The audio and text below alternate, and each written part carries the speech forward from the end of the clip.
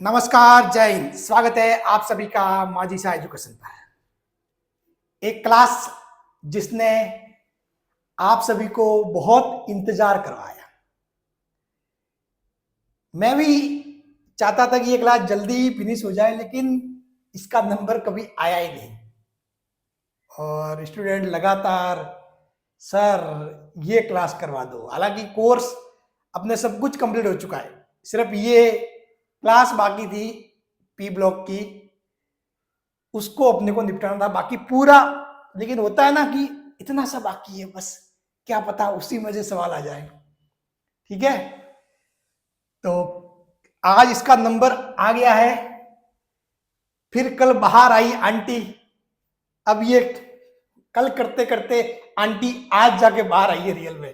खैर finally aunty बाहर आई गई, तो फिर कल बाहर आई आंटी। चलो, नाम तो यही था। ये जो लिख रहे हो, ये जो आप देख रहे हो ना, फिर कल बाहर आई आंटी, ये मैंने आज नहीं लिखा था। ये आज से कितने सितंबर, अक्टूबर, नवंबर, दिसंबर, लगभग 4.5 महीने पहले लिख दी थी ये लाइन मैंने, लेकिन कभी भी इसका नंबर आया ही नहीं।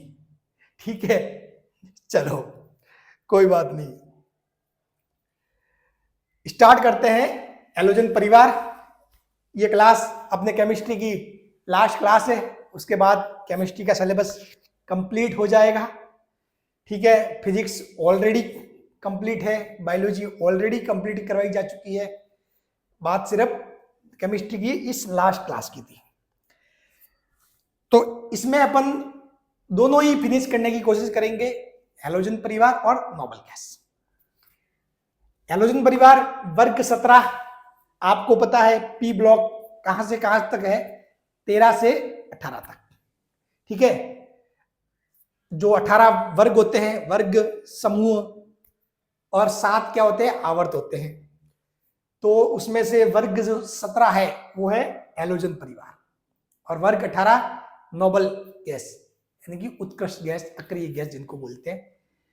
तो इस वर्ग 17 में कौन कौन आता है? फ्लोरीन, क्लोरीन, ब्रोमीन, आयोडीन, एस्टिटीन,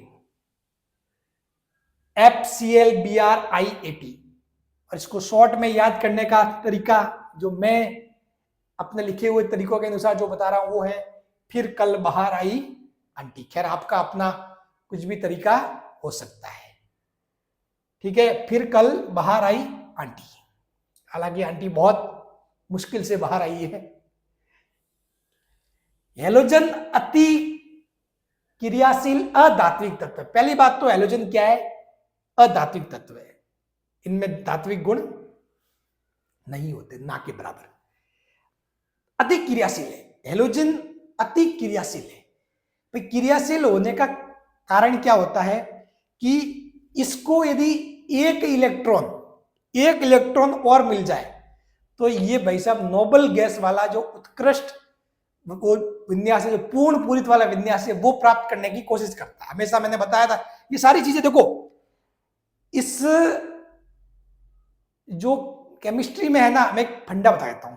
आपने यदि यूनिट 1 ढंग से पढ़ी है, यूनिट 1 के सारे कॉन्सेप्ट जो मैंने बताए हैं, ठीक है, उनके जो भी, उनमें सब कुछ, आकार, आयनन विभव, सब कुछ, मतलब इसके जो गुण है वहां मैंने डिस्कस ऐसे ढंग से किया कि उनको ध्यान से अगर पढ़ लिया ना तो ये आधे से ज्यादा 60% तो मतलब ये समझ लो कि आपका एसपी ब्लॉक फिनिश हो चुका है।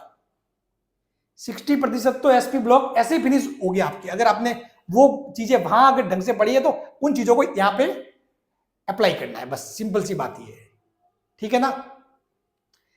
तो वो जो मेरी क्लासें हैं यूनिट फर्स्ट वाली, उनको ढंग से देखना, उनमें सारी चीजें मैंने अच्छे से बताई है, अच्छे से एक्सप्लेन की हुई है, कहां पे अपवाद होता है, क्या चीजें, सब कुछ बता रखी है। ठीक है ना? तो उन्हीं चीजों को अप्लाई करके इनके आप डेफिनेटली, अगर 3 सवाल आते हैं, 3 में से 2 सवाल तो आप पहली यूनिट को अच्छे से पढ़ के ही दूसरी यूनिट के 2 सवाल को निकाल दोगे। समझ गए लगभग? हाँ, इनकी विद्युत ऋणता बहुत उच्च होती है। विद्युत ऋणता मतलब बहुत उच्च, मतलब ये इलेक्ट्रॉन खींचना चाहता है, इलेक्ट्रॉन खींचना चाहता है। समझ गए? जैसे कि ये है कौन सा फ्लोरीन, तो फ्लोरीन में देखोगे तो ये आपके हो गया नाभिक, ये नाभिक हो गया, नाभिक से ये पहला कोष, फिर दूसरा कोष। अब इसके अंदर आप देखोगे तो दो तो भर गए यहाँ पे, दो, फिर इसके पास 7 और बढ़ने, 4 मान लो, ठीक है, चलो 5 6 7। अब ये चाह रहा है कि भाई इसके पास 2, एक में भर के 2, दूसरे भर के 7, जैसे ही एक और मिल जाए इसको, इसके बाद हो जाएंगे 8, और 8 होते पूर्ण पूरित विन्यास। इसीलिए ये कोशिश करते हैं कि एक इलेक्ट्रॉन ले ले, तो इसलिए अत्यधिक क्रियाशील है, जहां इनको मौका मिला वहां से ये इलेक्ट्रॉन खींच लेते हैं। समझ गए? तो ये हैलोजन परिवार, ये जो आंटी है ना, आंटी बड़ी डेंजर है, मतलब ये समझ लो, ठीक है। इनको जहां से मौका मिला वहां से इलेक्ट्रॉन लेना ही है, ठीक है। हाँ, फ्लोरीन सबसे अधिक विद्युत ऋणात्मक तत्व है। फ्लोरीन सबसे अधिक विद्युत ऋणात्मक तत्व है, ये पॉइंट ध्यान रखना, सीधे सीधे सवाल आ सकते हैं, वन लाइनर क्वेश्चंस अपने केमिस्ट्री में ऐसे सीधे सीधे आ सकते हैं, ठीक है। कोई ज्यादा सोचना भी नहीं पड़ेगा। फ्लोरीन सबसे अधिक विद्युत ऋणात्मक तत्व है, और जो ये क्या बोलते हैं, ये फ्लोरीन है, तो इसके पीछे का क्या कारण है वो मैं बताता हूं। ये फ्लोरीन सबसे अधिक विद्युत ऋणात्मक क्यों है? देखो, मैंने बताया कि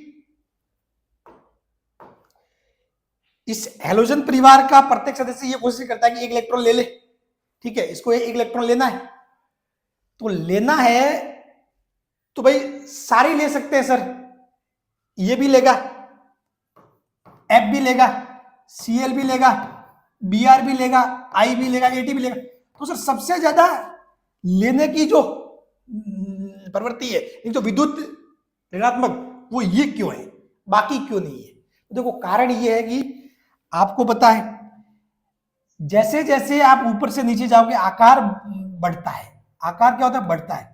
आकार बढ़ता है तो क्या है कि बाहरी कोश का जो है इलेक्ट्रॉन, बाहरी कोश का इलेक्ट्रॉन, जो बाहरी कोश है वो उस नाभिक से दूर होता चला जाता है। जो बाहरी कोश है वो नाभिक से दूर होता चला जाता है, जबकि इसके अंदर जो बाहरी कोश है जहां पे इलेक्ट्रॉन आना है वो नाभिक के पास है। तो नाभिक कैसा? पॉजिटिव। अब इसको इलेक्ट्रॉन लेना भी है, और ये वाला ढंग से खींच भी रहा है, ये वाला ढंग से खींच भी रहा है। कि इसके अंदर देखोगे, इसमें तो सीधा यहाँ पे आएगा, कहाँ पे, ये पहला छोड़ के दूसरे में इसको खींच के लेना है, जबकि इस सीएल में, इसमें तीसरे में लेना है, इसमें चौथे में यहाँ पे लेना है। तो जैसे जैसे दूर होता जाएगा बेचारी, इसकी भी बाहर वाले को खींचने की जो है वो मतलब ताकत कम होती जाएगी। सिंपल सी बात है, ठीक है। तो इसीलिए फ्लोरीन है वो सबसे अधिक विद्युत ऋणात्मक तत्व है। समझ गए? मतलब यदि आप इस जो पूरे इनके जो आवर्त है ना, आवर्त में देखोगे तो इनकी मतलब विद्युत जो ऋणात्मक यानी कि इलेक्ट्रॉन लेने की प्रवृत्ति ज्यादा होती है, लेकिन इनके खुद के समूह में देखोगे तो सबसे ज्यादा किसकी होती है? फ्लोरीन की। इसलिए फ्लोरीन सबसे अधिक विद्युत ऋणात्मक तत्व है। बात समझ गए? कारण, क्योंकि फ्लोरीन का आकार छोटा होता है, इसका काम तो होता ही है खींचना, एक इलेक्ट्रॉन लेके पूर्ण पूरी विन्यास प्राप्त करना, लेकिन इसका आकार भी छोटा होता है, इसलिए ये बहुत ज्यादा फास्ट खींच लेता है। मतलब ये अत्यधिक क्रियाशील है, ये समझ लो, ठीक है। हाँ, तो ये भूलना मत कभी, फ्लोरीन सबसे अधिक विद्युत ऋणात्मक तत्व है, ठीक है। और फिर फ्लोरीन के बाद आता है क्लोरीन। तो ये क्या है? क्लोरीन की इलेक्ट्रॉन बंधुता सर्वाधिक होती है। इस क्लोरीन की इलेक्ट्रॉन बंधुता सर्वाधिक होती है, ठीक है। तो ये दो चीजें याद रखना, हमेशा कभी भी भूलना नहीं है। फ्लोरीन की सबसे अधिक विद्युत, ये क्या सबसे अधिक विद्युत ऋणात्मक तत्व है, और क्लोरीन की इलेक्ट्रॉन बंधुता सर्वाधिक होती है। किसी को विद्युत ऋणता और इलेक्ट्रॉन बंधुता में फर्क नहीं पता है, चीजें इनमें कंफ्यूजन है, तो मेरी वो क्लास है उनको जरूर देख ले, वहां सारी चीजें अच्छे से एक्सप्लेन की हुई है कि विद्युत ऋणता क्या चीज है, इलेक्ट्रॉन बंधुता क्या चीज है, आयनन विभव क्या चीज है, सब कुछ एवरीथिंग वहां पे एक्सप्लेन हो चुका है, ठीक है ना।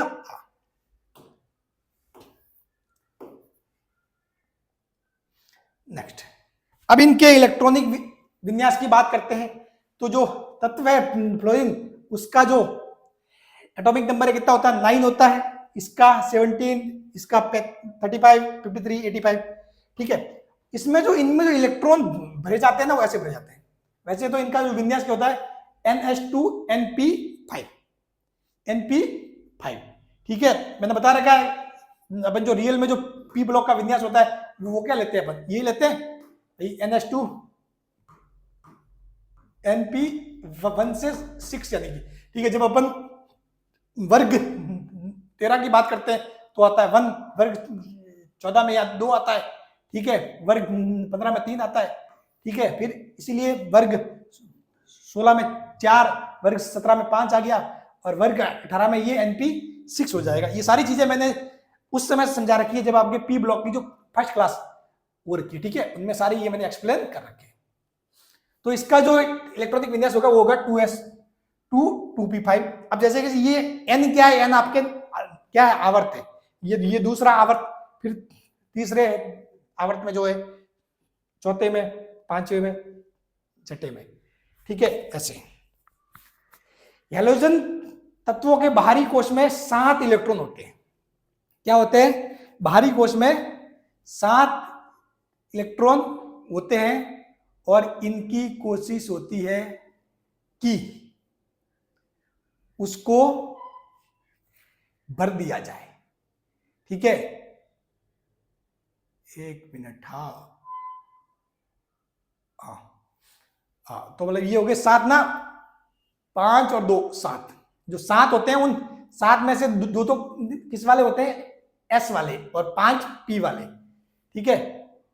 तो हैलोजन तत्वों के बाहरी कोश में कितने, 7 इलेक्ट्रॉन होते हैं, ठीक है। इसके कौन से दूसरे कोश में है, इसके तीसरे कोश में, इसके चौथे में, इसके पांचवें में, इसके छठे में। अब ये कोशिश क्या करते हैं कि एक 8वां ले ले और अपना विन्यास, पूर्ण पूरित विन्यास प्राप्त कर ले। कौन सा वाला, उत्कर्ष गैसों वाला विन्यास प्राप्त करना है, क्योंकि हर कोई चाहता है कि स्थायित्व तो प्राप्त हो जाए, स्टेबल होना चाहता है। आप तैयारी क्यों कर रहे हो, जो आपको पता है कि भाई साहब गवर्नमेंट नौकरी लग के स्टेबल होना है, मतलब लाइफ सेट हो जाए, मस्त लैब असिस्टेंट बन के ऑफिस जाओ, टिप टॉप वापस आ जाओ, ठीक है, मौज करो, बस पैसे आते रहे, स्कूल में जाओ, 10 से 5 काम करो। तो हर इंसान स्टेबल लाइफ चाहता है, तो बेचारे ये भी स्टेबल होना चाहते हैं, ठीक है। तो बस ये स्टेबल होने के लिए क्या है, इनको एक इलेक्ट्रॉन चाहिए, जिस प्रकार आपको एक नौकरी चाहिए, उनको एक इलेक्ट्रॉन चाहिए, ठीक है।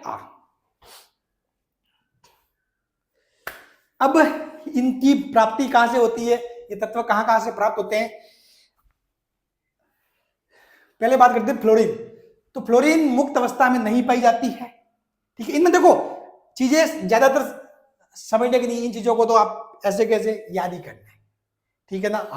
इनमें मतलब क्योंकि इनकी रामायणें बहुत सारी, SNP ब्लॉक आपको कोई कंप्लीट फिनिश नहीं करवा सकता, कोई मतलब टीचर नहीं है कि मतलब ये बोल लो कि यार सारा ही हो गया कवर, क्योंकि सारा कवर आप करने बैठ ही नहीं सकते, सारा कवर करने बैठ ही नहीं सकते, ठीक है। SNP ब्लॉक बहुत सारे, क्योंकि एक एक एलिमेंट है, उसके अलग अलग उपयोग हो सकते हैं, कुछ भी हो सकता है, ठीक है। बस लेकिन आपको इनकी बेसिक बातें पता है ना, तो आप उन सवालों को हल कर सकते हो, ठीक है। अगर कोई ऑप्शन भी है तो उनको एलिमिनेट करके निकाल सकते हो और फिर सही आंसर टिक मार सकते हो। तो मतलब ये चीजें कर सकते हो आप डेफिनेटली, अगर आपने यूनिट 1 ध्यान से पढ़ी और इनकी जो बेसिक बातें जैसे कि मैंने ये बताई, ये वाली ये पता है, तो चीजें हो जाएगी, ठीक है ना।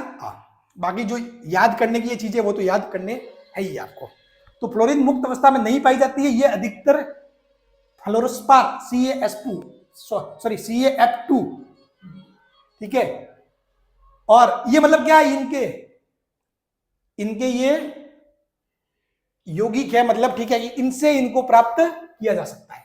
इसी प्रकार ये जैसे कि Na3F6 के रूप में प्राप्त होती है, फ्लोराइड के रूप में समुद्री जल में भी मिलती है, समुद्री जल में होता है, ठीक है, फ्लोराइड, हड्डी, दांत, ये फ्लोरीन वही चीज है, ठीक है, जो अपन पीने का पानी होता है उसमें भी ये चीज होती है, ठीक है। तो उसी से प्राप्त होता है फ्लोरीन, ठीक है। तो फ्लोराइड के रूप में समुद्री जल, अपनी हड्डी, दांत इत्यादि, ये सारी चीजें, इसका संबंध किससे है, फ्लोरीन से ही है। फिर बात करते हैं क्लोरीन की, तो यानी कि NaCl नमक, वो भी क्या Cl इसमें आता है। ये KCl, ये देखो कॉर्नेलाइट, अच्छे से याद रखना क्योंकि ये बहुत बार आया है। अपन ने जब मैग्नीशियम वाला पढ़ा तो भी आया, ठीक है, अपन ने जब पोटेशियम पढ़ा तो भी आया, अभी Cl के लिए भी आ रहा है। तो मतलब इसको कॉर्नेलाइट का फॉर्मूला अच्छे से याद होना चाहिए, एग्जामिनर पूछ सकता है, सीधी सीधी बात है, ठीक है। या फिर आपको आजकल थोड़े पेपर पैटर्न में ऐसे मिलान टाइप के सवाल देखे, उसमें ये बताओ अच्छा ये कॉर्नेलाइट होता है, ठीक है, ये वो होता है, इसका फॉर्मूला ये होता है, ये ऐसे जैसे, ठीक है, ये जुड़वा सकते हैं। एवं कैल्शियम क्लोराइड CaCl2 के रूप में पाई जाती है, ठीक है। ये याद करने की चीज, ज्यादा इनको समझने वाली बात है नहीं, ये फैक्ट है, बस फैक्ट है। समुद्र जल एवं लवण झीलों NaBr KBr एवं MgBr2, ठीक है। फिर है आयोडीन। आयोडीन में एक चीज ध्यान रखना, समुद्री घास, आयोडीन एक्चुअली समुद्री घास से भी प्राप्त होता है। ये बहुत बार चीजें मतलब कंपटीशन एग्जाम में सामने आती है, ये समुद्री घास वाला पॉइंट अच्छे से खोपड़ी में रखना। आयोडीन, आयोडीन यानी कि क्या, नमक कहां से बनता है, सिंपल सी बात, एक सिंपल सी बात बताऊं तो, ठीक है, ये नाम बोलते हैं ना ऐसे, तो जैसे कि समुद्र समुद्र समुद्र वर्ड आता है, ये ध्यान रखना, समुद्री घास, ठीक है। लेकिन हालांकि अपने जो नमक होता है वो NaCl होता है, फैक्ट वाली बात। तो जो फॉर्मूला है, तो उस फॉर्मूले से आपको कंफ्यूजन नहीं होना चाहिए। चलो, एक सोडियम हाइड्रोक्साइड जो अनदर चिली सॉल्ट पीटर केलीचे के साथ प्रकृति, ये क्या है, केलीचे मतलब ये समुद्र में मिलता है और उसमें मिलता है ये आयोडीन। तो ये वर्ड याद रखना, केलीचे। ये कंपटीशन एग्जाम में बहुत बार चीजें, मतलब अलग अलग एग्जाम में ये नाम आया है ऐसे सामने, ठीक है। ये मतलब पूछते भी है, कुछ सवाल होते हैं जो मतलब सारे ही कंपटीशन एग्जाम में पूछ लिए जाते हैं, ठीक है, क्योंकि वो मतलब कुछ पता नहीं क्यों वो एक ही सवाल को लेके बैठते हैं, लेकिन बहुत बार आते हैं सामने। तो ये इंपॉर्टेंट पॉइंट है केलीचे, ठीक है, उससे क्या प्राप्त होता है, आयोडीन। ये फैक्ट है, इनको याद रखना। अब भौतिक गुण के बारे में बात करते हैं, भौतिक अवस्था। तो देखो, फ्लोरीन तथा क्लोरीन ये गैस है, ब्रोमीन एक द्रव है। क्लोरीन गैस है, ब्रोमीन क्या है, द्रव है, जबकि आयोडीन एक वाष्पशील ठोस है। आयोडीन क्या है, एक वाष्पशील ठोस है, ठीक है। तो याद रखना, क्लोरीन गैस, ब्रोमीन द्रव, आयोडीन एक वाष्पशील ठोस है। सभी हैलोजन रंगीन होते हैं, इनका जो रंग है वो कैसा होता है, रंगीन, मतलब इनका रंग होता है, ठीक है, रंगीन। फ्लोरीन कैसा होता है, पीला होता है, ठीक है, फ्लोरीन पीला होता है। ये वही, वो अपने दांतों में पीलापन नहीं आता क्या, वही उसका कारण भी वही है, ठीक है। क्लोरीन हरापन लिए हुए पीला, ब्रोमीन लाल होता है, आयोडीन बैंगनी होता है, ठीक है। ये भी याद रखने फैक्ट। आकार की बात करते हैं, आकार वही चीजें हैं, कोई इसमें कोई अपवाद है नहीं, जो अपन ने यूनिट 1 पढ़ी थी उसमें वो चीजें पढ़ी है कि भाई अधिकतम प्रभावी नाभिक की आवश्यकता के कारण हैलोजनों का परमाणु त्रिज्या अपने संबंधित आवर्त में सबसे छोटी होती है। कोश की संख्या वृद्धि के कारण वर्ग में ऊपर से नीचे आकार बढ़ता है। अब देखो ये क्या हो गया, चलिए, तो आकार अधिकतम प्रभावी नाभिक की आवश्यकता के कारण हैलोजनों की परमाणु त्रिज्या अपने संबंधित आवर्त में सबसे छोटी होती है। एक्चुअली हैलोजन अपना जो संबंधित आवर्त है उस आवर्त में सबसे छोटा होता है। देखो आपको पता है, जब मैंने यूनिट 1 पढ़ाई थी तो उसमें बात बताई थी कि भाई आवर्त सारणी में आप ऊपर से नीचे जाते हो, ऊपर से नीचे जाते हो तो क्या होता है, आकार बढ़ता है, आकार बढ़ता है। साथ ही आप ऐसे जाते हो,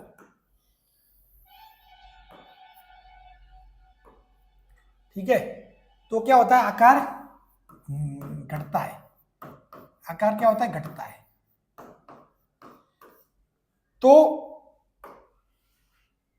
इसमें एक ये तो ठीक है, ऊपर से नीचे जाने पर आकार बढ़ता है, इस साइड आप जाते हो ना तो आकार घटता है। इसमें एक अपवाद होता है लास्ट में कि जो नोबल गैस है, जो उत्कृष्ट गैस है, जो वर्ग 18 है, वर्ग 18 का जो भी कोई भी तत्व है उसका आकार सबसे ज्यादा होता है, ये एक अपवाद है। इसका आकार सबसे ज्यादा होता है क्योंकि ये इसके पूर्ण पूरी विन्यास में होता है, मतलब इलेक्ट्रॉन सही ढंग से अच्छे से पहले हुए वो आकार लेके होते हैं।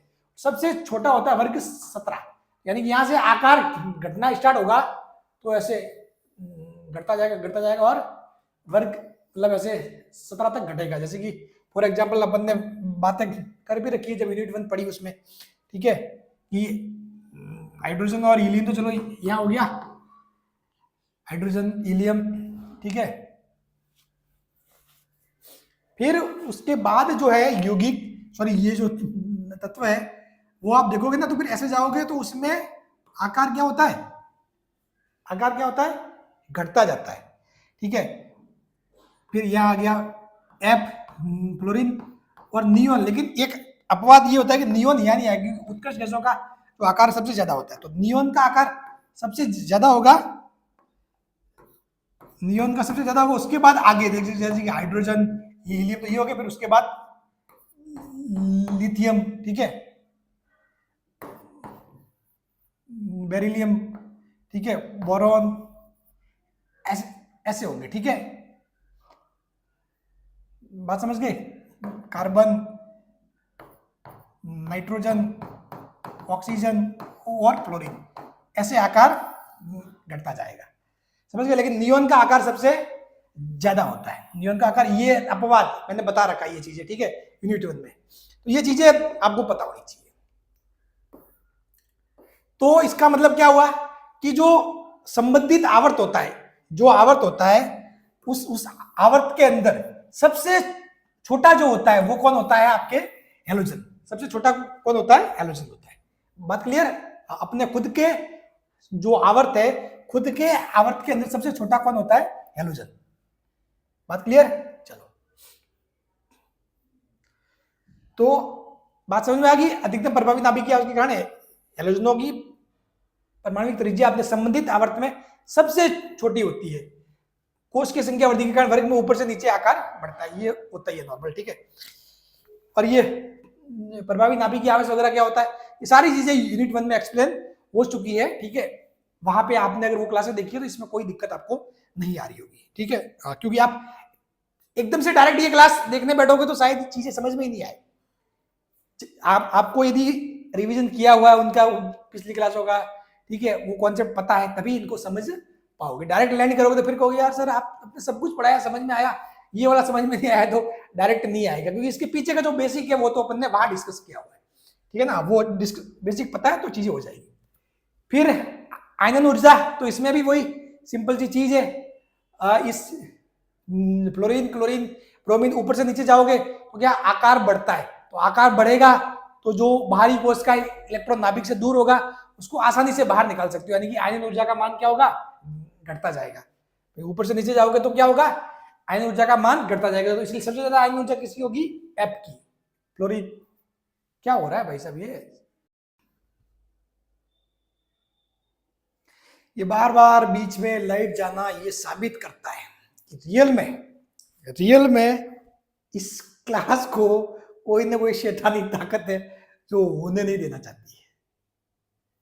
मतलब कितने टाइम बाद इसका नंबर आया और आज भी मतलब लगातार 2 बार लाइट चलेगी, तो जरूर समस्या है। चलो जो भी शैतानी ताकत है उससे भी अपने को जीतना पड़ेगा, लड़ना पड़ेगा और इस क्लास को पूरा करना ही पड़ेगा। तो ये समझ लिया था, आयनन ऊर्जा का सीक्वेंस देख लो। इलेक्ट्रॉन बंधुता सबसे ज्यादा किसकी होती है, Cl, फिर FBr। ये थोड़ा सा इलेक्ट्रॉन बंधुता के मामले में ये थोड़ा सा अपवाद है, ठीक है, ये थोड़ा सा ध्यान रखना, Cl, FBr। फिर है विद्युत ऋणात्मकता, तो वो सेम टू सेम है, ये सबसे छोटा होता है FCl, ऊपर से नीचे जाओगे तो क्या होती है, विद्युत ऋणात्मकता क्या होती है, घटती जाती है, ऊपर से नीचे विद्युत ऋणात्मकता घटती जाती है। फिर बात आती है ऑक्सीकरण अवस्था, तो देखो ऑक्सीकरण अवस्था में सभी -1 दर्शाते हैं, -1 यानी कि इनकी कोशिश होती है एक इलेक्ट्रॉन लेना, तो सभी -1 तो दर्शाते ही है, लेकिन फ्लोरीन को छोड़कर, फ्लोरीन क्या करता है, सिर्फ -1 ही दर्शाता है। फ्लोरीन अत्यधिक क्रियाशील और अधिक विद्युत मतलब ऋणात्मक तत्व है, ये हमेशा -1 दर्शाते हैं, यानी कि ये जिसके भी साथ क्रिया करेगा उससे इलेक्ट्रॉन लेगा ही, ठीक है। बाकी इस फ्लोरीन को छोड़कर जो दूसरे है ना, वो किसी स्पेशल केस में +3 +5 +, यानी कि +3 यानी कि 3 इलेक्ट्रॉन दे सकते हैं, ये +5 5 दे सकता है, ये 7 भी दे सकते हैं उसमें, ठीक है, भी दे सकते। फ्लोरीन सदैव -1 ऑक्सीकरण अवस्था दर्शाता है, ये खोपड़ी में घुसा लेता। फ्लोरीन सदैव -1 ऑक्सीकरण अवस्था दर्शाता है। हेलोजन प्रबल ऑक्सीकारक है, जहां फ्लोरीन प्रबलतम ऑक्सीकारक, ठीक है। तो जो ऑक्सीकरण क्षमता इनकी है जो F2 Cl2 Br2 I2, ठीक है, समझ गए। चलो ऊपर से नीचे कटती जाएगी। हेलोजन आयनिक और कैसे बनाते हैं, ससंयोजक यौगिक का निर्माण करते हैं, क्योंकि धात्विक यौगिकों का निर्माण नहीं करेंगे क्योंकि इनमें धात्विक गुण नहीं होते। अपन ने पहले पढ़ रखा कि ये कैसे होते हैं, अधात्विक तत्व है। हेलोजन अति क्रियाशील अधात्विक तत्व, धात्विक गुण नहीं है। तो ये किस टाइप के जो यौगिक बनाएंगे, आयनिक यौगिक और ससंयोजक यौगिकों का निर्माण करते हैं। चलो ये हो गया 7। हेलोजन उच्च आयनन ऊर्जा के कारण अधात्विक होते हैं। ये गुण समूह में ऊपर से नीचे जाने पर घटता है। समूह में ऊपर से नीचे जाओगे तो ये गुण घटेगा, क्योंकि समूह में ऊपर से नीचे जाने पर क्या होता है, आपके आकार बढ़ता है, आयनन ऊर्जा घटती है, विद्युत ऋणात्मकता वो भी घटती है, ठीक है। हाँ, आयोडीन धात्विक चमक रखने वाला एक वाष्पशील ठोस है। ये तो अपन लिखा भी हुआ, पहले भी लिखा हुआ है, ठीक है। इसमें क्या है, धात्विक चमक, इसमें थोड़ा सा धात्विक गुण होता है, मतलब ऊपर से नीचे जाओगे तो क्या होता है, धात्विक गुण लास्ट में जाके इस आयोडीन के पास थोड़ा सा वो गुण होता है, इसीलिए उसमें धात्विक चमक रखने वाला एक वाष्पशील ठोस है। फिर होते हैं बंध की लंबाई। अगर इस F2 में बात करें तो बंध लंबाई की बात, जैसे कि F2 Cl2, तो इनमें Cl के बीच में जो बॉन्ड लेंथ है, ठीक है, Br के बीच में बंध लंबाई है, जैसे कि ये नहीं भाई F के बीच में कोई बॉन्ड लेंथ होगी, ठीक, तो ये लंबाई है ना, बंध लंबाई, ये सबसे ज्यादा किसमें होती है, I2 में, उसके बाद Br2, उसके बाद Cl2, उसके बाद F2 में। गलनांक और क्वथनांक समूह में नीचे जाने पर बढ़ते हैं, ये वो नॉर्मल बात ही है, ठीक है, इसमें कोई स्पेशल अपवाद है नहीं। छोटे आकार उच्च विद्युत ऋणात्मक, इसका जो फ्लोरीन है, फ्लोरीन का आकार छोटा होता है, उच्च विद्युत ऋणात्मकता होती है, और डी कक्षकों की अनुपलब्धता के कारण फ्लोरीन समूह के अन्य तत्वों से भिन्नता प्रदर्शित करता है। ये तो अपन ने पूरी आवर्त सारणी में देखा है, जो पहला तत्व है वो बाकी से भिन्नता प्रदर्शित ही करता है, ठीक है। तो ये पॉइंट अपने को पता ही है, नॉर्मल सा पॉइंट है। बात करते हैं रासायनिक गुण की। किसकी, रासायनिक गुण। तो रासायनिक गुण में बात करेंगे क्रियाशीलता, कौन ज्यादा क्रियाशील है, वही FCl Bri, मतलब ऊपर से नीचे वाला सीक्वेंस वही है, तो इसमें तो कोई अपवाद है नहीं, इसमें कोई अपवाद है नहीं। FCl Bri फिर कल बार आई, ठीक है। तो ये सबसे ज्यादा इसके इलेक्ट्रॉन लेने की इच्छा होती है, तो ये सबसे ज्यादा होगा क्रियाशील, फिर Cl उससे कम, Br उससे कम, I उससे कम, ठीक है। बात करते हैं जल के साथ अभिक्रिया की।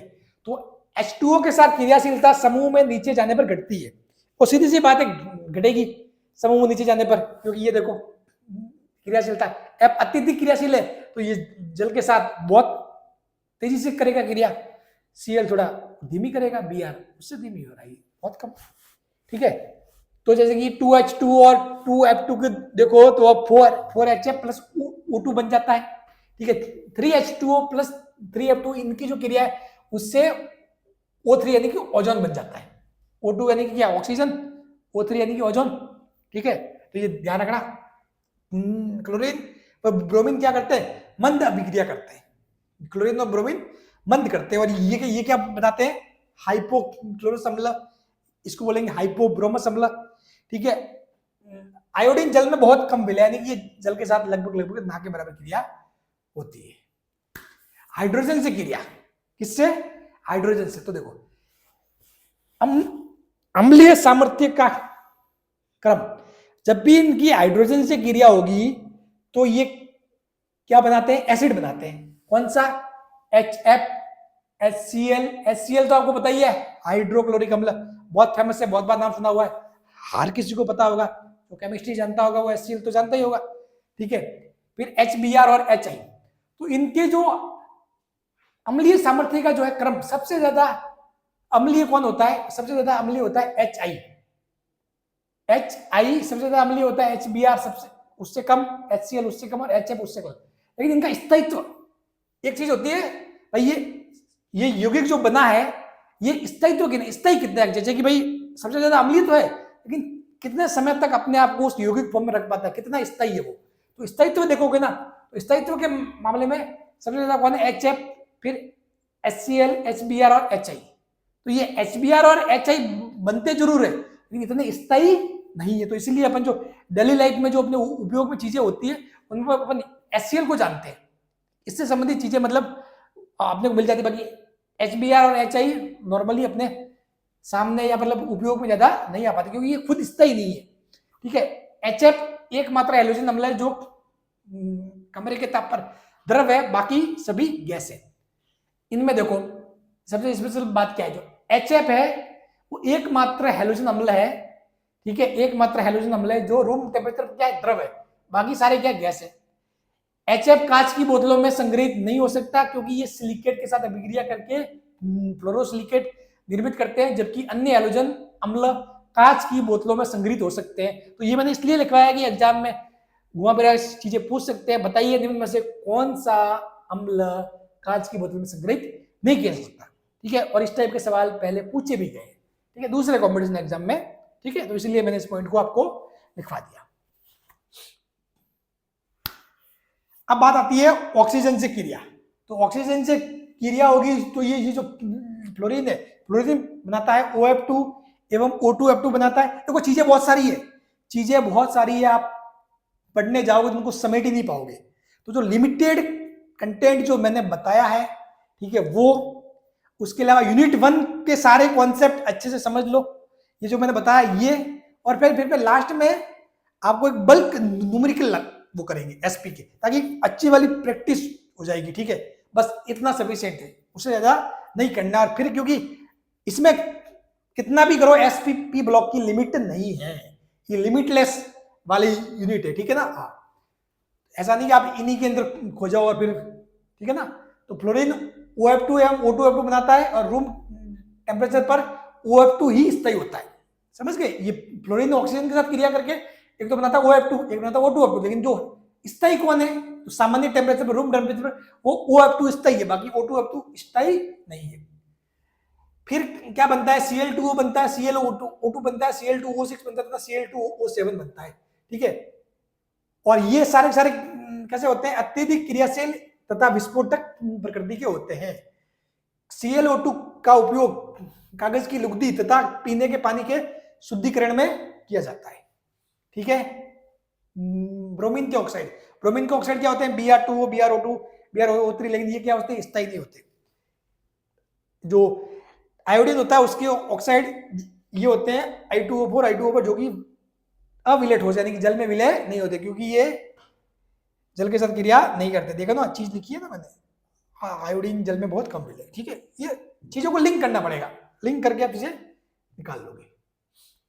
हैलोजन से क्रिया, हैलोजन की हैलोजन से क्रिया, ठीक है। खुद क्या है? खुद हैलोजन है, उसकी उसी से क्रिया।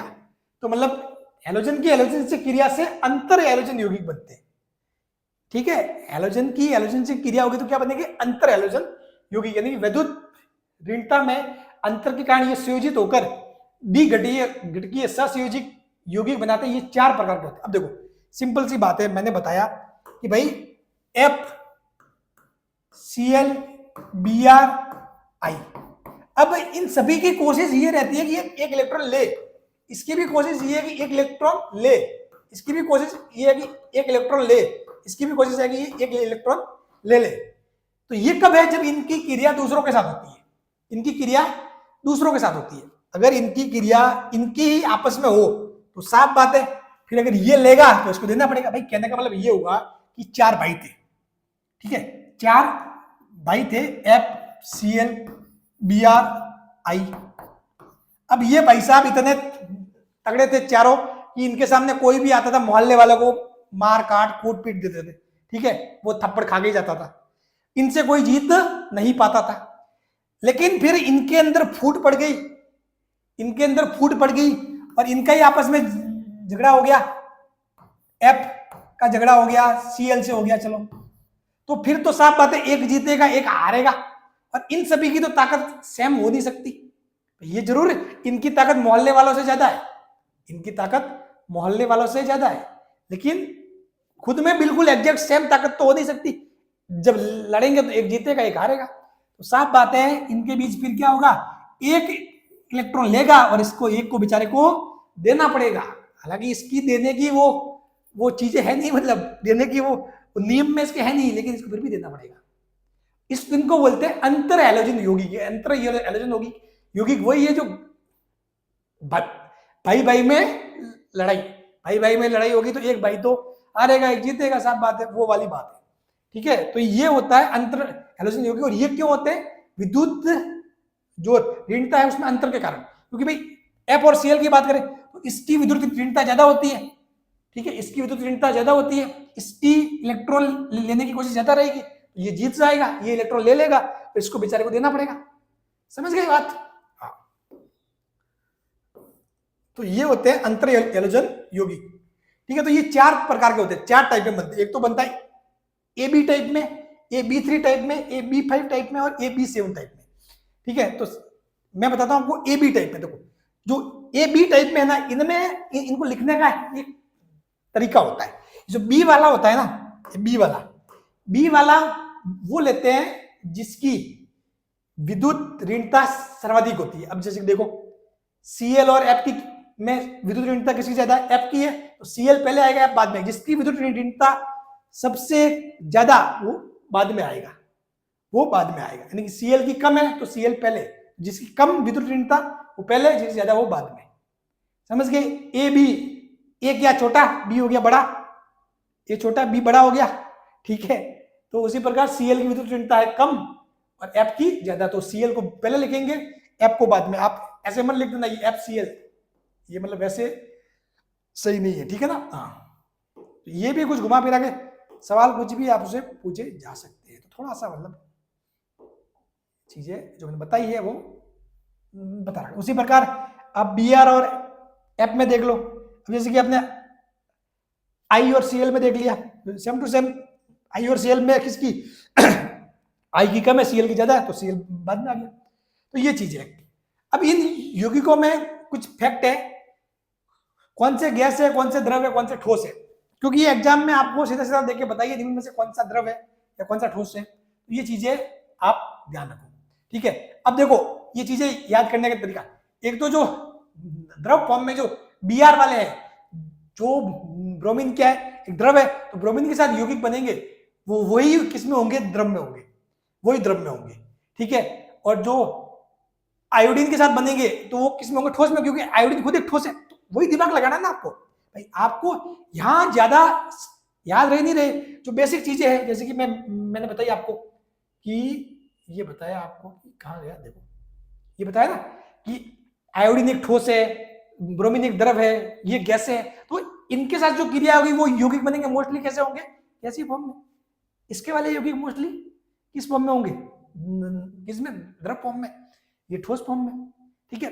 तो मतलब थोड़ा सा आपको आइडिया लग जाएगा, हिंट्स मिल जाएगा आपको, ठीक है ना। बहुत बार जैसे कि भाई इनका और इनका सेम हो गया, मान लो कि ये भी आ गया, ये गैस वाला है, ये ब्रोमीन, ये, तो आपको फिर एटलीस्ट ठोस वाला तो ऑप्शन साइड में हो गया, इन दो में से कोई भी एक ढूंढना है कि हाँ अच्छा क्या हो सकता है। तो वो चीजें आपको दिमाग यूज करना पड़ेगा, ठीक है। तो गैस में ये होते हैं ClF, BrF, ClF3, IF7, BrF3, BrF5, ठीक है। अब देखो और जो चीज है ना, वो चीज भी वो कैसे, आप देख लो, ये देखो ये आयोडीन वाला है IF7, भले ये आयोडीन की कोशिश क्या है, ठोस बनाने की है, लेकिन F कितने हो गए भाई साहब, 7 हो गए। तो ये साफ बात है, इसको किसमें, गैसीय फॉर्म में ले आए, ठीक है। तो इस हिसाब से भी आप चीजों में दिमाग लगा सकते हो, ठीक है। ऐसे अप्रोक्सीमेशन किया जा सकता है, आप उस एग्जैक्ट भली केमिस्ट्री की फॉर्म में नहीं जाओ, लेकिन उस अप्रोक्सीमेशन वाला दिमाग लगा के भी सवाल कर सकते हो, ठीक है ना। हाँ। कम विद्युत ऋणता वाले को हमेशा पहले लिखते हैं। हाँ, ये लाइन लिखी हुई है वैसे तो, ठीक है। चलो फिर ये जो अंतर हैलोजन यौगिक है इनके गुणधर्म, अंतर हैलोजन यौगिक है इनके गुणधर्म, ये गुणधर्म किसके हैं? अंतर हैलोजन यौगिक के, ठीक है। फ्लोरीन युक्त अंतर हैलोजन यौगिक कैसे होते हैं? रंगहीन होते हैं। कैसे होते हैं? रंगहीन होते हैं। इसका कोई भी रंग नहीं होता। सभी अंतर हैलोजन की प्रकृति सहसंयोजी तथा पट्टिचुंबकीय होती है। परमाणु के बीच विद्युत ऋणता अंतर में वृद्धि के कारण क्वथनांक में वृद्धि होती है, ठीक है। ये फैक्ट वाली चीज है। साथ ही तापीय स्थायित्व भी उतना ही अधिक होता है, ठीक है। अंतर मतलब तापीय रूप से स्थायी रहते हैं, मतलब ठीक है। अंतर हैलोजन यौगिक उनके मूल हैलोजन से अधिक क्रियाशील होते हैं, लेकिन F2 से कम क्रियाशील। ये बात ध्यान रखना, अंतर हैलोजन यौगिक है वो अपने जो मूल हैलोजन है उनसे ज्यादा क्रियाशील होते हैं, लेकिन एक अपवाद है कि F2 से कम क्रियाशील होते हैं। समझ गए? हमेशा F2 से ये क्या होंगे? कम क्रियाशील होंगे। बाकी अपने जो मूल हैलोजन है उससे ज्यादा क्रियाशील की फॉर्म में होते हैं। अब जैसे कि अंतर हैलोजन यौगिक है तो इसका एक जो बहुत मस्त वाला जो यूज है, ठीक है, इसका यूज अपन यूरेनियम 235 जो आपको ध्यान ही है, ठीक है, परमाणु वाली बात भट्टी फिजिक्स में भी पढ़ा हुआ है। तो ClF3 तथा BrF3 का उपयोग यूरेनियम U-235 के संवर्धन हेतु UF6 के उत्पादन में, ठीक है। ये अपन क्या करते हैं भाई, यूरेनियम होता है, यूरेनियम को संवर्धन नहीं कर रखते हैं ना, तो इसको बचाने के लिए कि बाहरी वातावरण से उसकी कोई क्रिया नहीं हो, कुछ भी उस पर कोई कुछ इफेक्ट नहीं पड़े, उसको बचाने के लिए जो यौगिक तैयार होता है ना, ठीक है, वो इस ये देखो यूरेनियम और इसको ClF3 के साथ क्रिया होती है, उससे एक्चुअली में UF6 फॉर्म में आ जाता है, ठीक है। और वो एक तरीके से मतलब क्या है, उसको सुरक्षा आवरण संवर्धन होता है, सुरक्षा टाइप की। इस यूरेनियम को बचा कर रखना है तो भाई साहब कैसे उसको सेफ्टी दी जाए, ठीक है। तो जो ये जो UF6 बनेगा वो एक तरीके से सुरक्षा आवरण की तरह काम करता है, ताकि अब यूरेनियम बचा हुआ रहता है। ये सिंपल चीज की क्या बहुत फेमस उपयोग है। वैसे तो चीजें बहुत सारी होती है उपयोग में कोई लिमिट नहीं है। मैं अगर बोल दूं कि भाई फ्लोरीन क्लोरीन इनके उपयोग बताओ, कितने ही उपयोग है, कितने ही उपयोग अपने डेली लाइफ में इतने सारी आइटम्स यूज करते हैं, चीजें यूज करते हैं, बहुत सारे हैं, ठीक है। तो लेकिन जो मेन जो एग्जाम में जो बार बार चीजें आती है सामने, वो मैंने आपको लिखवाई है, ठीक है। चलो फिर आता है हैलोजन के ऑक्सी अम्ल। हैलोजन के ऑक्सी अम्ल एक होता है पर क्लोरिक अम्ल HClO4। तो ये क्या होता है? सबसे स्थायी ऑक्सी अम्ल है। इसका सबसे स्थायी ऑक्सी अम्ल एक होता है हाइपोक्लोरस अम्ल HClO। वैसे बहुत सारे हैं, ठीक है, मैंने सारे नहीं लिखा, जो जरूरी है वो मैंने लिखा है।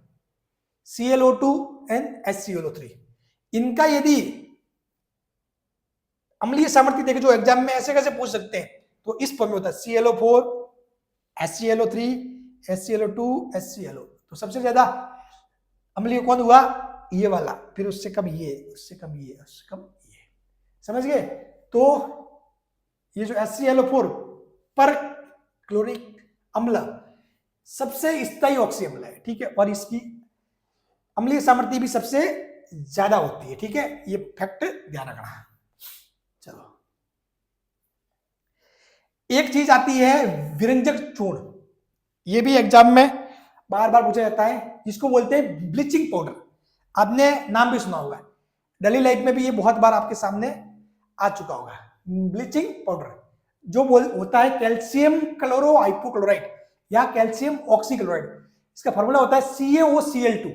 विरंजक चूर्ण ध्यान रखना CaOCl2, ये शुष्क बुझे सुनने पर क्लोरीन के प्रभाव द्वारा उत्पन्न होता है। शुष्क बुझा सुना क्या होता है? ये होता है CaOH2 + Cl2, तो इस पर ये बनता है CaOCl2, ठीक है। तो ये होता है आपका विरंजक चूर्ण, ठीक है। ये कैसा होता है? ये हल्का पीला चूर्ण है, इसमें क्लोरीन की प्रबल गंध होती है, लेकिन इसकी गंध मतलब इसकी विरंजक चूर्ण में इसकी बहुत ज्यादा गंध आती है। ये जल में विलय होता है, कीटाणुनाशक के रूप में पीने के पानी में मिलाते हैं, और एक सबसे फेमस चीज है क्लोरोफॉर्म, आप जानते भी होंगे, CaCl3 के निर्माण में भी ये उपयोगी होता है। ये CO2 के साथ क्रिया करके क्लोरीन गैस भी छोड़ता है। ये विरंजक चूर्ण के बारे में आप पता रखना, ये अपने डेली लाइफ में काम भी आता है। तो इसकी ये जो बातें हैं ये ध्यान रखना विरंजक चूर्ण के बारे में, ठीक है। तो यहां पर ये अपने होता है हैलोजन, होता है फिनिश। अब पढ़ते हैं आगे नोबल गैस।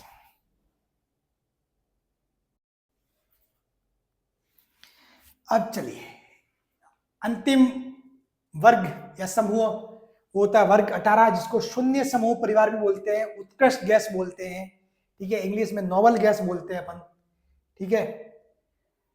इसका जो इलेक्ट्रॉनिक विन्यास होता है वो क्या होता है, NH2NP6।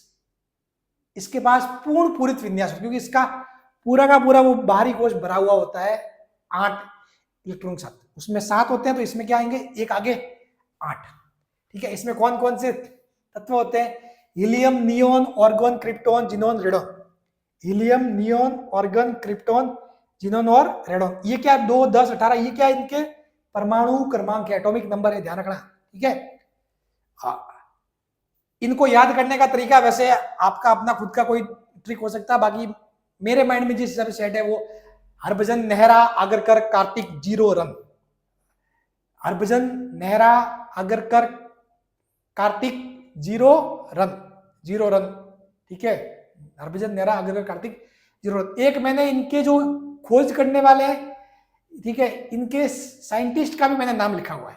ये थोड़ा सा मतलब चीजें कभी कभार इसके बारे में पूछ लेते हैं, ठीक है, तो थोड़ा सा एक फैक्ट के तौर पर ये याद रखना। हीलियम के कौन है, लोकायर और जेनसन। नियोन की खोज किसने की थी, रामसे ने। ऑर्गन, रेले और रामसे, ये हो गया रामसे ट्रेवर्स, ये भी रामसे ट्रेवर्स, और ये डॉर्न ने, ठीक है। रेडॉन, डॉर्न, ये तो सामने दिख रहा है, रेडॉन, डॉर्न, ठीक है। चलो, तो ये है आपके इनका इलेक्ट्रॉनिक विन्यास। इलेक्ट्रॉनिक विन्यास क्या होगा, NH2NP6। वही अगर आवर्त, अगर फर्स्ट नंबर वाला जो है आवर्त, ठीक है, तो उसमें ये हीलियम में इसमें P वाला नहीं होता, ठीक है, ये ध्यान रखना थोड़ा सा।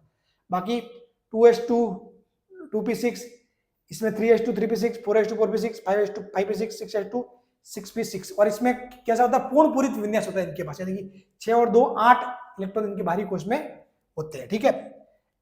इनको अपन क्या बोलते हैं, अक्रिय भी बोलते हैं, क्योंकि इनकी इच्छा ही नहीं होती किसी से क्रिया करने की, क्योंकि इनके पास विन्यास पूरा हो रखा है, स्थायित्व प्राप्त है इनको, ठीक है। ये सभी गैस है, ये बात ध्यान रखना। नोबल गैस अपन बोलते हैं, नोबल गैस, उत्कृष्ट गैस, तो ये सभी क्या है, गैसें हैं। ये सभी क्या है, गैसें हैं। रासायनिक रूप से अक्रिय है, ये रासायनिक रूप से अक्रिय, ये क्रिया नहीं करते, बहुत कम यौगिक बनाते हैं। बहुत कम यौगिक बना मतलब बहुत अपन स्पेशल केस में कुछ ज्यादा टेम्परेचर अप डाउन करके, ताप दाब की कुछ कंडीशन ऐसी बनाते हैं जिससे क्रिया होती है। यौगिक तो बनते हैं इसके, लेकिन अपन खुद मतलब ऐसा कुछ माहौल बना के ताप दाब की ऐसी कंडीशन तैयार करते हैं, उस केस में ये यौगिक बनाते हैं। नहीं तो नॉर्मली इनकी क्रिया नहीं होती, क्योंकि ये स्थायी फॉर्म में रहते हैं। इनके पास उत्कृष्ट विन्यास प्राप्त होता है, इनके पास पूर्ण पूरित विन्यास है, इनको कोई दिक्कत नहीं है, ये डिस्टर्ब होना नहीं चाहते। बहुत कम यौगिक बनाते हैं, अतः इन्हें अक्रिय या उत्कृष्ट नोबल गैस कहते हैं, ठीक है। प्राप्ति कौन कहां से प्राप्त होता, तो देखो, हीलियम का मुख्य औद्योगिक स्रोत क्या है, प्राकृतिक गैस है, नेचुरल गैस, ठीक है। क्योंकि आपको पता है जो प्राकृतिक गैस के अंदर, ठीक है, ये जो मेथन वगैरह चीजें होती है उनमें उसके साथ साथ उसमें हीलियम भी होती है। हीलियम प्राकृतिक गैस का मुख्य औद्योगिक, सॉरी, हीलियम का मुख्य औद्योगिक स्रोत क्या है, प्राकृतिक गैस है, नेचुरल गैस, उससे अपने को हीलियम प्राप्त होता है, ठीक है। ऑर्गन, नियोन, क्रिप्टॉन एवं जेनॉन द्रवित वायु के परबाजी आसवन द्वारा निर्मित होती है, ठीक है। ऑर्गन, नियोन, क्रिप्टॉन और जेनॉन। रेडॉन के अतिरिक्त अन्य सभी गैस वायुमंडल में पाई जाती है। कारण क्या है कि रेडॉन रेडियम का विघटन उत्पादन की एक तरीके से रेडियो एक्टिव वाला तत्व है रेडॉन, ठीक है। और ये क्या है, दुर्लभ है। ये कैसा है, दुर्लभ है, क्योंकि ये रेडॉन क्या है, रेडियो एक्टिव एलिमेंट है, तत्व है, ठीक है। बाकी तो रेडॉन अपने वायुमंडल में नहीं मिलेगा। रेडॉन ऐसी गैस है जो आपको वायुमंडल में नहीं मिलेगी, बाकी आपको वायुमंडल में मिल जाएगी।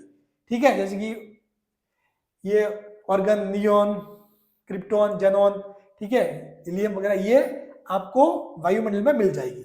और हीलियम का मुख्य स्रोत क्या है? नेचुरल गैस है। ठीक है, शुष्क वायु में 1% अक्रिय गैस होती है। जो शुष्क वायु है ना, उसमें 1% क्या है? अक्रिय गैस होती है।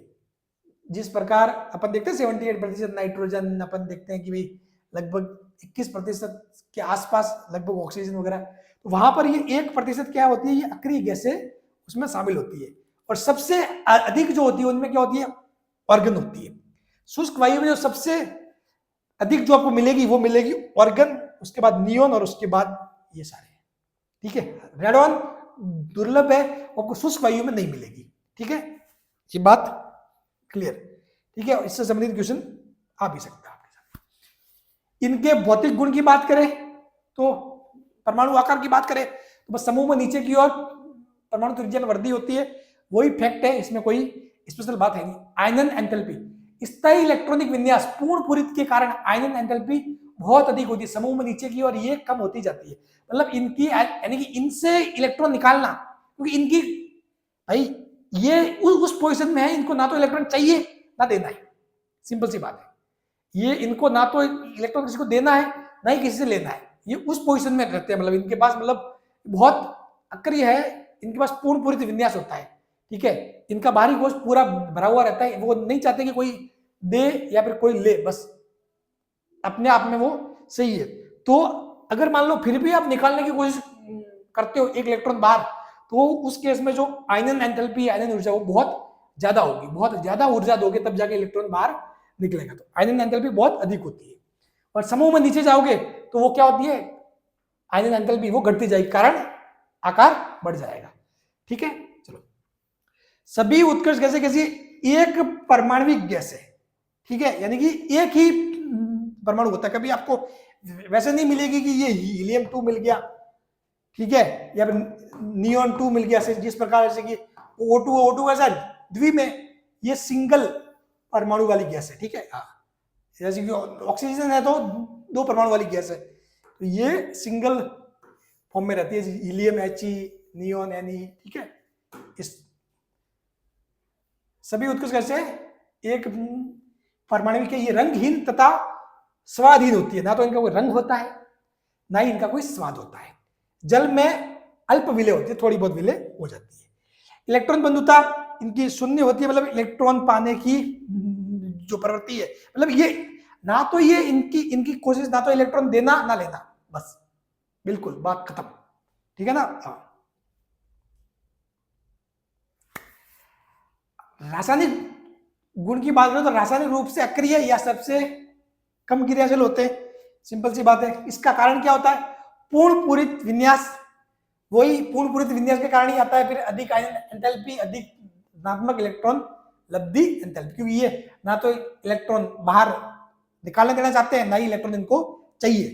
ठीक है, नील बटलेट की खोज के पश्चात एक साइंटिस्ट थे एक्चुअली, नील बटलेट, उन्होंने कुछ ताप दाब की ऐसी कंडीशन तैयार की, कुछ खोजें की, जिससे इन्होंने कुछ पाया कि जिनोन के बहुत से यौगिक अधिक विद्युत ऋणात्मकता के वाले जो है फ्लोरीन एवं ऑक्सीजन तत्वों के साथ संचलित किए गए। ठीक है, यानी कि मतलब क्या हुआ कि इन्होंने, भाई पहली बात तो इनकी कोशिश है कि ये किसी के साथ क्रिया नहीं करे, लेकिन इन्होंने ताप दाब की कुछ ऐसी कंडीशन तैयार की और उनको जो जिनकी विद्युत ऋणात्मकता जैसे कि फ्लोरीन और ऑक्सीजन बहुत अधिक होती है, उनके साथ क्रिया जो है करने की कोशिश की, उस केस में कुछ यौगिक बन गए, मतलब। ठीक है, क्योंकि ये फ्लोरीन कोशिश वो करता है कि इलेक्ट्रॉन खींच ले, ठीक है, और जिनोन बेचारा चाहेगा कि नहीं दे, इसको देना ही नहीं, फिर भी कुछ वो कंडीशन बना के यौगिक बन जाते हैं। ठीक है, तो ऑर्गन, नियोन, हीलियम का कोई वास्तविक यौगिक नहीं है। इसका एक यौगिक बनता है KrF2, बाकी उसके अलावा सिर्फ जिनोन के यौगिक है। ठीक है, किसके है? सिर्फ जिनोन के, और ये इसका KrF2, बाकी किसी के कोई यौगिक नहीं होते। ठीक है। अब जो जिनोन के यौगिक है ना, उनमें ये देखो, उनमें कुछ चीजें हैं जो फैक्ट है थोड़े बहुत, वो ध्यान रख लो, बाकी इसमें कोई ज्यादा और इंपॉर्टेंट नहीं है। बस ये आपके मतलब ये नोबल गैस भी फिनिश ही हो गया, बस इतना काफी। जो आपने बेसिक पढ़ा ना ये नोबल गैस का, वो फिनिश हो गया बस यहीं पे। ठीक है, ये जिनोन के यौगिक देख लो। ये जो यौगिक बनते हैं वो किस फॉर्म में होते हैं, वो एक्चुअली में देखो जल की क्रिस्टल संरचना से बनाए गए पिंजरे समान रिक्तियों में अक्रिय गैस के अणु बंधित हो जाते हैं। ये कोई रासायनिक बंध नहीं होता है। जो जिनोन के यौगिक जो बनते भी है ना, वो ऐसे कोई रासायनिक या जो केमिकल बॉन्डिंग टाइप की चीजें नहीं होता, वो ऐसा स्ट्रक्चर बन जाता है जिसमें ये जो इसके अक्रिय गैस के जो अणु है वो बिल्कुल सेट हो जाते हैं और उस तरीके से एक नया यौगिक टाइप में वो फॉर्म हो जाता है। ठीक है, ये कोई स्पेशल केमिकल बॉन्ड की तरह भी नहीं होते। यौगिक होते हैं जिनोन के यौगिक में, जिनोन डाइफ्लोराइड XeF2। ठीक है, तो इसमें आपको Xe और F2 को 2:1 में लोगे, ठीक है, तो ये आपके XeF2 बन जाएगा। और इसमें ये चीज ध्यान रखना, sp3d संकरण होता है और इसकी जो ज्यामिति होती है वो होती है त्रिकोणीय द्विपिरामिडीय। ठीक है, बस। जिनोन टेट्राफ्लोराइड, ये भी Xe2F2 XeF4 यानी कि टेट्रा यानी कि 4 हो गया, और इसमें 1:5 रेशियो में अपन लेते हैं इनको। ठीक है, इसमें sp3d2 संकरण होता है और ये अष्टफलकीय ज्यामिति होती है। एक होता है जिनोन हेक्साफ्लोराइड। तो चीजें आपको बिल्कुल ध्यान पड़ गई, XeF2, XeF4, XeF6। तो आपको एग्जाम में ऑप्शन देते, बताइए निम्न में से कौन सा उत्कृष्ट गैस का यौगिक नहीं है। तो पहली बात तो जिनोन और इसका एक यौगिक, ये कहा गया, इसके अलावा दूसरा किसी का यौगिक होता ही नहीं है। अब आपको नियोन के साथ कुछ बना के दे दे तो वो यौगिक है ही नहीं रियल में। ठीक है, तो अब वही ऑप्शन टिक करना कि ये रियल में यौगिक नहीं होता है। ये चीजें ध्यान रखना, सवाल मतलब कैसे भी करके पूछ सकते हैं। ठीक है, चलो, और क्या, उत्कृष्ट गैसों के उपयोग, ये चीजें ध्यान रखना, ये सबसे इंपॉर्टेंट चीज है, उत्कृष्ट गैसों के उपयोग। हीलियम क्या होता है, अज्वलनशील तथा हल्की गैस है। एक्चुअली हीलियम क्या होता है, नहीं जलता मतलब, ठीक है, और ये खुद कैसा होता है, हल्का होता है। ये ना तो जलता है और ये होता कैसा, हल्का होता है। इसी कारण इसका उपयोग मौसम प्रेक्षण के गुब्बारे, ठीक है, मौसम प्रेक्षण के गुब्बारे, हवाई जहाज, ठीक है, उनमें इसका उपयोग होता है। उसके अलावा गैस शीतित नाभिकीय रिएक्टर, गैस शीतित यानी कि आपको पता है नाभिकीय रिएक्टर में अपन कुछ टेम्परेचर डाउन करने के लिए कुछ चीजें काम में लेते हैं। ठीक है, अपन पानी भी काम में लेते हैं, ठीक है, ताकि टेम्परेचर थोड़ा सा अपन कम करें। तो जो गैस शीतित यानी कि जो गैस का उपयोग करके अपन शीतलन पैदा करते हैं, उस केस में वहां पर भी अपन हीलियम काम में लेते हैं। ठीक है, द्रव हीलियम का उपयोग अतिचालक चुंबक बनाने में, यानी जिस प्रकार जो MRI मशीन होती है उसमें, ये रक्त में कम विलय अतः गोताखोरी के उपकरण में भी अपन O2 के साथ जो मिश्रण बनाया जाता है, अपन क्या करते हैं, हीलियम और ऑक्सीजन का मिश्रण बनाते हैं और इसको जो श्वसन के लिए अपन काम में लेते हैं। O2 और H2 का मिक्सअप, ऑक्सीजन के साथ अपन हीलियम मिलाते हैं, साथ में मिक्स करते हैं। ठीक है, हाँ, तो ये जो गोताखोर जो डुबकी मारते पानी में, तो फिर वो उनको ऑक्सीजन चाहिए होती है, तो उस ऑक्सीजन के साथ हीलियम मिलाया हुआ होता है। ठीक है ना। नियोन का उपयोग बल्ब व ट्यूबलाइट में आता है। जो ट्यूबलाइट आप देखते हो ना, ये जैसे कि बल्ब और ट्यूबलाइट, ठीक है, ये जो बहुत सारी जो मतलब अपन ट्यूबलाइट नहीं देखते, ठीक है, जो ये अभी तो आप ट्यूबलाइट देखते हो, ये कौन सी वाली है, LED वाली। जो पहले वाली ट्यूबलाइट आती थी वो एकदम से फूट जाती थी, तो एकदम से गैस टाइप निकलते थे। ठीक है, वो क्या है, वो सारी चीजें वही है, ये नियोन गैस ही है। ठीक है, तो नियोन का उपयोग बल्ब व ट्यूबलाइट में होता था। ठीक है, और नारंगी लाल चमक उनकी होती थी। एक होता है ऑर्गन का उपयोग आर्क वेल्डिंग, तो होता है आर्क वेल्डिंग में होता है। फिर होता है बल्ब में टंगस्टन फिलामेंट को जलने से बचाता है। एक देखो, ये जो ऑर्गन जो है, इसका एक उपयोग तो क्या हो गया, आर्क वेल्डिंग, जो वेल्डिंग नहीं होती, ठीक है, वहां पे होता है। दूसरा बल्ब नहीं होता ना, जो पहले वाले बल्ब, ये जो LED बल्ब नहीं, जो पहले वाले जो कांच के बल्ब आते थे, जो उसमें एक फिलामेंट आता था ऐसे, ठीक है, बल्ब में जो जो फिलामेंट बना हुआ होता था ना, ऐसे पहले के बल्ब होते थे उनमें एक एक फिलामेंट बना हुआ होता था, ये अंदर ऐसे आते थे अंदर, ये वाले बल्ब, ठीक है। तो इनमें क्या होती थी, ये खुद इनमें सॉरी इनमें ना, इनमें आपके ऑर्गन गैस भरी हुई होती थी, इनमें आपके क्या होता था, ऑर्गन गैस भरी हुई होती थी। और ये ऑर्गन गैस क्या करती थी, सेफ्टी प्रदान करती थी इसको, किसको, फिलामेंट को जलने से बचाने के लिए। अब आप कहोगे सर जलने से बचाने के लिए ये कैसे सेफ्टी देगा, तो सिंपल सी बात है, जब ये ज्यादा टेम्परेचर बढ़ता था, हीट बढ़ती थी, तो अपनी जो हीट है, अपना जो तापमान है, अपनी हीट है, उसको ऑर्गन गैस को ट्रांसफर कर देता था। समझ गए? हाँ, बात क्लियर, ताकि ये फिलामेंट ज्यादा हीट होके टूट नहीं जाए। बात क्लियर, ये थी चीजें।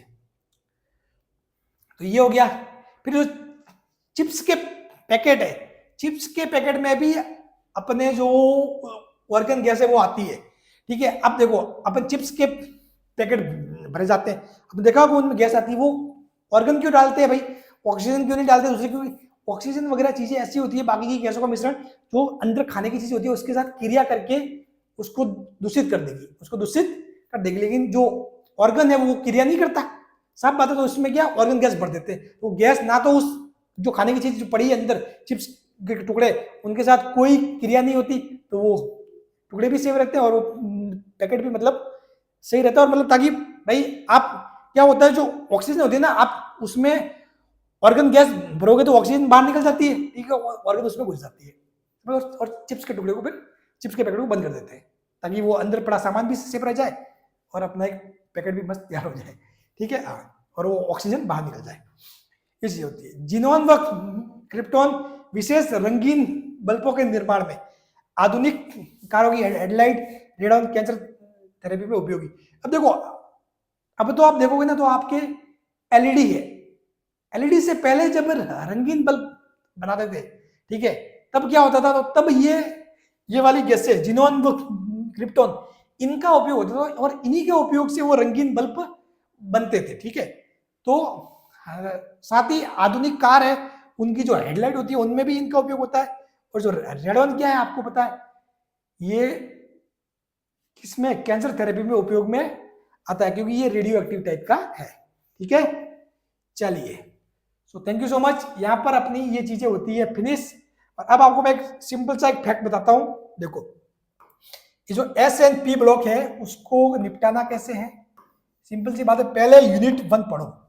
यूनिट 1 में जो आपके जो आवर्त सारणी है, जहां से आवर्त सारणी स्टार्ट होती है, वो चीजें एटलीस्ट आपको पता होनी चाहिए। पढ़ना तो सारा ही, यूनिट 1 पूरी पढ़नी है, लेकिन इस एस पी ब्लॉक के लिए जो बेस है, वो जो आवर्त सारणी वाला पोर्शन है, उसमें फिर अपन ने जो बहुत सारी चीजें पढ़ी है, आकार, आयनन ऊर्जा वगैरह, ठीक है, इलेक्ट्रॉन बंधुता, विद्युत ऋणता, ठीक है, सब कुछ। तो उनके जो बेसिक जो कॉन्सेप्ट है, उनको आप एस एन पी ब्लॉक में अप्लाई करो। एस एन पी ब्लॉक वालों की जो बेसिक चीजें जो मैंने बताई है वो पढ़ो, और जो फैक्ट वाले जो मैंने इंपोर्टेंट लिखवाए हैं वो पढ़ लो, आपका काम हो जाएगा, आपका काम हो जाएगा। आपको नहीं तो आप बुकों में आप ये सोच के कि सर ने तो लिखवाया कम, लिमिटेड लिखवाया, मैं चाहता था तो ऐसे ऐसे की ऐसे पीडीएफ की पीडीएफ लगा के आपको दे देता, आप लिखते ही रहते, ठीक है, आप पागलों की तरह लिखते ही रहते, और मैं पढ़ता जाता है, तो अच्छा ये ऐसा वैसा, इसको देख लेना। नहीं, एक एक लाइन मैंने खुद लिख के इंपोर्टेंट चीज लिखवाई है। तो पीडीएफ की तरह बना के लाना होता ना पूरा पूरा, ऐसे वो मतलब बिल्कुल ऐसा कैसे छाप देता, इसमें पीडीएफ लगा देता, तो आप फिर वो रामायण पढ़ते ही रहते मतलब। तो इंपॉर्टेंट चीज है लिमिटेड कंटेंट, और बिल्कुल एक प्योर मलाई जो ऊपर से आपको देने की कोशिश मैंने की है, वो लगभग दे दी है, ठीक है।